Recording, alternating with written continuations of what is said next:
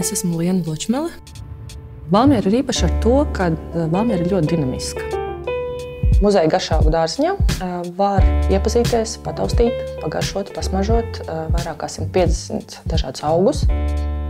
Valmiera muižas veikaliņš ir tā vieta, kur satiekās ražotāji no tuvākas un tālākas apkārtnes.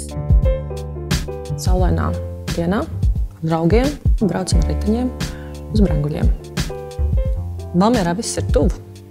5 minūšu laikā tu vari būt pie Gaujas, 10 minūšu laikā tu vari būt jau laivā. Tur tu redzi dabas varenību, tu redzi, kā tā upe paņem savu tiesu. Sietiņiezis ir ļoti īpaša vieta, un tur sajūt, ka tas ir kaut kas mītisks. Es esmu ilgi dzīvojusi ārzemēs, bet tikai Vidzemē es jūtos kā mājās. Atklāju Latviju no jauna arī tu.